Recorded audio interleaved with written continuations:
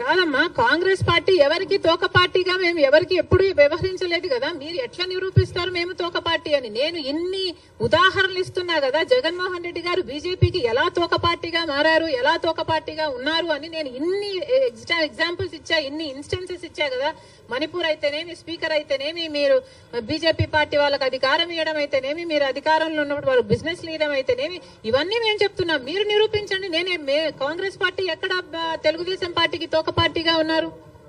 ఒక్క చోట అంటే ఒక్క చోట కూడా మేము బీజేపీ పార్టీకి కానీ, తెలుగుదేశం పార్టీకి కానీ, పవన్ కళ్యాణ్ పార్టీతో గాని మాకు ఎటువంటి వైసీపీ పార్టీతో కూడా ఎటువంటి సంబంధాలు లేవు లేవు లేవు.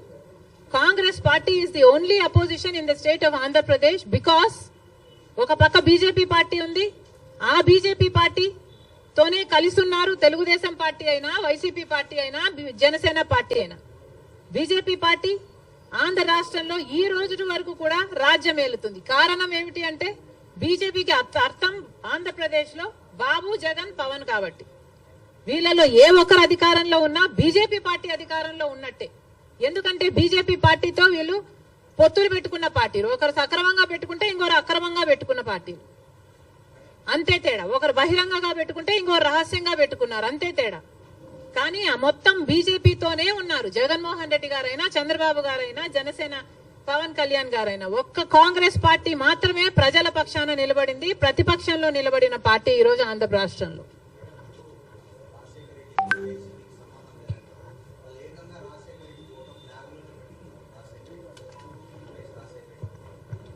రాజశేఖర రెడ్డి గారి ఫోటోను ఇక్కడ అక్కడ పెట్టుకుంటే సరిపోదయ్యా. ఇక్కడ ఉండాలి. ఇక్కడ ఉంటే రాజశేఖర రెడ్డి గారి ఆశయాలు ఈ రోజు నిలబడండు. ఇక్కడ లేదు కాబట్టే రాజశేఖర రెడ్డి గారి జలయజ్ఞాన్ని గాల్లోకి వదిలేశారు, రాజశేఖర రెడ్డి గారి ఫీజు రీయింబర్స్మెంట్ గాల్లోకి వదిలేశారు. ఇక్కడ లేదు కాబట్టే రాజశేఖర రెడ్డి గారి ఆరోగ్యశ్రీకి కూడా బాకీలు పెట్టారు. రాజశేఖర రెడ్డి గారు అంతగా చెప్పుకుంటున్నారు కదా. మరి రాజశేఖర రెడ్డి గారి వర్ధంతి మొన్న జరిగిందయ్యా, 75వ వర్ధంతి. ఏం చేశారో చెప్పండి. 75వ జయంతి మొన్న జరిగింది. 75వ జయంతి రాజశేఖర రెడ్డి గారు ఎంత గొప్పగా చేస్తుండాలి.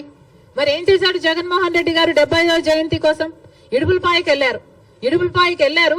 అక్కడ 5 నిమిషాలంటే 5 నిమిషాలు కనీసం కూర్చోలేదు, నిలబడ్డారు. రాజశేఖర రెడ్డి గారికి తూతూ మంత్రం లాగా అక్కడ ఏదో నివాళులు అర్పించామని చెప్పుకున్నారు, అంతేనా? సొంత తండ్రి కదా 75వ జయంతి చేయాల్సింది, అంతేనా? ఎందుకు సిద్ధం సభలని పెద్ద పెద్ద సభలు పెట్టారే మీరు? పెద్ద పెద్ద హోర్డింగ్లు పెట్టుకున్నారు కదా, కోట్లు ఖర్చు పెట్టారు కదా. ఒక్కొక్క సభకి 30 కోట్లు 40 కోట్లు ఎంత ఖర్చు పెట్టారు సిద్ధం సభలకు? మరి రాజశేఖర రెడ్డి గారి కోసం ఒక సభ ఎందుకు పెట్టలేదు మీరు? 75వ జయంతి కోసం కనీసం ఒక సభ పెట్టడం కాదు కదా, కనీసం వైసీపీ నాయకులు కార్యకర్తలైనా కలిసి నివాళులు అర్పించారా? ఏం చేశారు మీరు? ఇలాగైనా రాజశేఖర రెడ్డి గారి జయంతి జరుపుకోవాల్సింది. 75వ జయంతి కదా, స్పెషల్ కాదా? మీకేం అనిపించలేదా? మా నాయకుడు కాబట్టే, మా తండ్రి కాబట్టే, మా కాంగ్రెస్ పార్టీ ఓన్ చేసుకుంది కాబట్టి రాజశేఖర రెడ్డి గారి కోసం మేము అంత పెద్ద సభ పెట్టడం జరిగింది. దానికి పెద్ద పెద్ద నాయకులు, ముఖ్యమంత్రులతో సహా, పక్క రాష్ట్రంలో ఉన్న వాళ్ళతో సహా, మంత్రులతో సహా రప్పించడం జరిగింది. సోనియా గాంధీ గారు అయితేనేమి, రాహుల్ గాంధీ గారు అయితేనేమి, రాజశేఖర రెడ్డి గారి కోసం అంత గొప్ప గొప్ప మెసేజ్లు ఇప్పించడం జరిగింది. ఇవన్నీ మేం చేశాం. మీరేం చేశారండి? మీరా రాజశేఖర రెడ్డి గారి వారసులు? ఏం చేశారు మీరు రాజశేఖర రెడ్డి గారి 75వ జయంతి కోసం?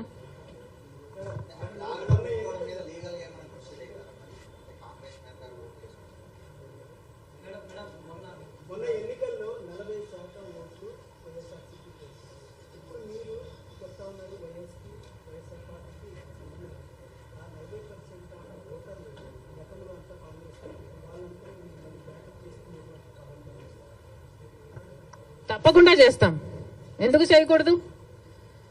ఏ 39% వైసీపీకి ఓట్లేసిన వాళ్ళు ఉన్నారో వాళ్ళందరూ చంద్రబాబు గారు ముఖ్యమంత్రి కాకూడదు అని ఓట్లేసిన వాళ్ళు. అంటే గత ఎన్నికలు మొత్తము చంద్రబాబు ముఖ్యమంత్రిగా కావాలా, లేకపోతే చంద్రబాబు గారు ముఖ్యమంత్రిగా వద్దా అన్న లైన్ మీద జరిగింది. ముఖ్యమంత్రిగా చంద్రబాబు గారు వద్దు అనుకున్న వాళ్ళు మొత్తం వైసీపీకి వేశారు. ఎందుకంటే కాంగ్రెస్ కి ఆ ఛాన్స్ లేకపోయింది కాబట్టి, కాంగ్రెస్ వాజ్ టూ వీక్ కాబట్టి.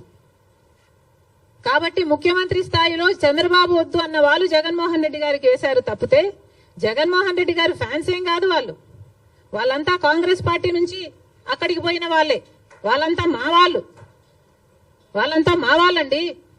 మా వాళ్ళని మళ్ళీ మేము ఓన్ చేసుకోవడంలో తప్పేముంది? ముమ్మాటికి ట్రై చేస్తాం. That 39% is actually belongs to the Congress. మా ఓటు బ్యాంక్ అది. చూపిస్తాం అది కూడా 2029 కల్లా.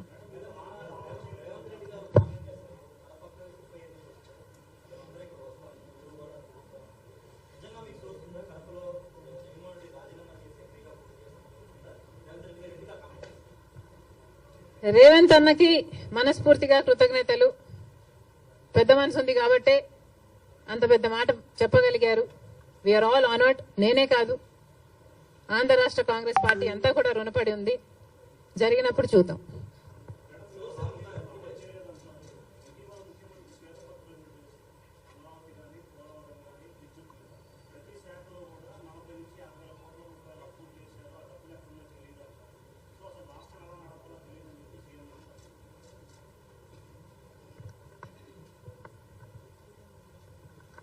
రాష్ట్రం ఎలా నడపాలో సీఎం తెలియదు అని చెప్తున్నారు అంటే నేను నమ్మను.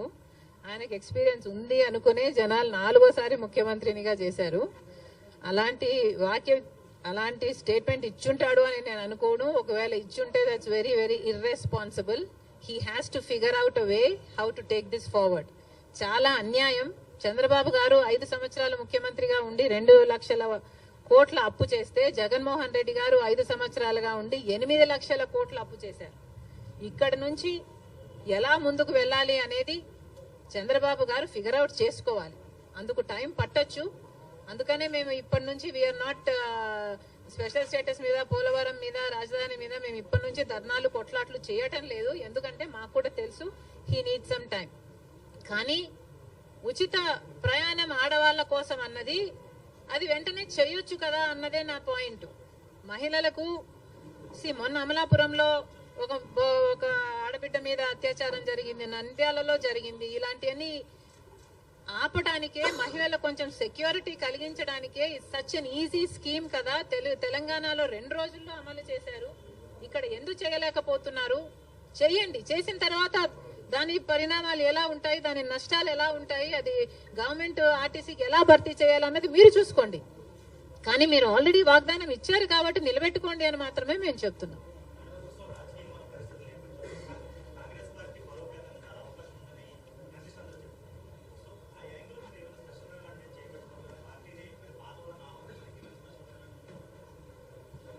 కాంగ్రెస్ పార్టీని బలపరచాలి. అది ఒక్క రోజులో జరిగేది కాదు, ఒక స్ట్రాటజీతో జరిగేది కాదు. ఇది ఒక సుదీర్ఘ ప్రయాణం. కాకపోతే 5 సంవత్సరాలు టైం ఉంది కాబట్టి ఈ టైంను సద్వినియోగం చేసుకోవాలి. ఏది చేయాల్సి వచ్చినా, ఎంత దూరం వెళ్లాల్సి వచ్చినా, ఎట్లా కొట్లాడాల్సి వచ్చినా వీఆర్ రెడీ.